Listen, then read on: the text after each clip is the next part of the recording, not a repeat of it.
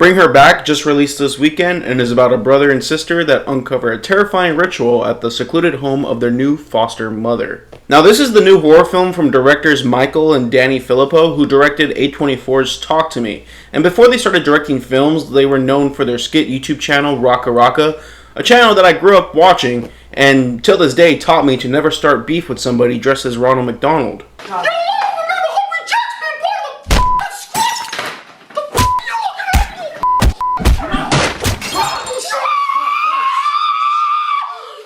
And although I enjoyed Talk to Me, I also thought that film was way overhyped. I can't say the same about Bring Her Back. I love this movie, and I thought it was much better than Talk to Me, by a landslide. There was this warmth of anticipation when I got to the theater yesterday, when I went to go see Bring Her Back, and there was this whole row of people that just came last minute sitting next to me. And there's a moment in like the first half of the film having to deal with the knife that sent them all home, and I didn't complain. I had a whole row to myself then. And as far as the filmmaking, the Raka Raka twins really stepped up their game, and that says a lot because Talk to Me was actually pretty good. The way certain shots were crafted along with the camera work, I found very vibrant and engaging, similar to a movie like Hereditary where certain details were hidden in plain sight. All the performances were great, but let me just get this out of the way. Sally Hawkins was fucking terrifying in this. And if you've seen the Paddington films, you know that she's the mother in there. She's also a mother in this film, and you might see her differently after watching it. The moment we're introduced to her character, you could just tell something is off. She's just too nice, like creepy nice. And by the end of the film, I was pissed. I hated her. But that's what makes a great horror villain, and she executes it really well. And I'd go as far as to say that she gives an Oscar-worthy performance. But at the core of it all, it's just full of an emotional and psychological torture, along with a lot of gaslighting and manipulation between these characters. Especially speaking between the older brother and the new foster mother. It felt like a mix of a bunch of horror films like Sinister, Hereditary, even Mama. The imagery with the circles around the house in Bring Her Back reminded me of a horror short film on the YouTube channel Alter. It's called A Shadow in the Darkness, and it follows the same rules with the circles. I'm not sure if it was inspired or just a coincidence. Anyways, just something I thought about when I watched Bring Her Back. The manipulation on display is such a gross use of power. It is beyond disturbing, and the psychological terror made me as a viewer felt trapped in a box at times. And the third act would have made or broke the film for me. And to my surprise, it was truly amazing, and I found myself on the edge of my seat. The marketing of the film centers around this kid named Oliver, played by Jonah Wren Phillips. And it's disturbing to me how well he portrays this thing.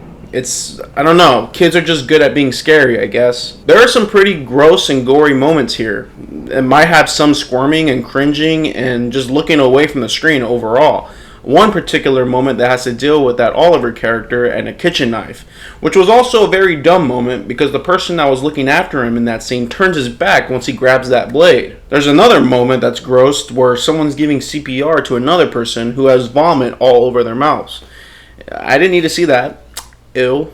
The makeup work and practical effects they pull off in here are also really creepy. It definitely does the body horror aspect in unsettling ways multiple times. One thing I liked is that the Filippo brothers didn't just make another Talk to Me. They stepped out of their comfort zone just enough to show some variety in their work. Bring Her Back felt more character driven with a lot more emotion to it. It's a slow burn when it comes to the exposition. It leaves you pieces throughout the film, trusting its audience. A lot of it is told through these disturbing found footage like videotapes, where you come to learn why the mom is doing the things that she's doing, also showing us as to why she clings onto the younger sister so much. Talk to Me had the same themes, but I think they were far better executed here. This is an excellent depiction of grief and how mad it'll drive some people, even going to extreme lengths to get past loved ones back, even if it means going to hell in the process. You could meet somebody and know them for a long time, and to where you're eventually thinking, oh, I know them, they would never do anything like that. But Sally Hawkins is just so good in this role. She wears this mask that has two sides. One side where she's putting on a happy face for others, and another side where you see the real her trying to carry out this demonic ritual. And that side is scary as shit. I think the initial goal from the filmmakers was for us as the audience to experience that grief with these characters. When well developed, sympathetic characters are subjected to suffering with tragic fates. And when the movie ended, the entire theater was just silent. And it was truly an unforgettable experience. And as messed up as it sounds, I hope these directors never seek therapy, because they just delivered one of the most emotionally disgusting things I've ever seen in cinema in a long time. And I loved every minute of it. Bring Her Back is getting a 5 out of 5 stars. Thank you guys as always for watching. I look forward to bringing on more movie reviews pretty soon. Did you watch Bring Her Back? What do you think about it? Let me know down in the comments below, and don't forget to subscribe and like.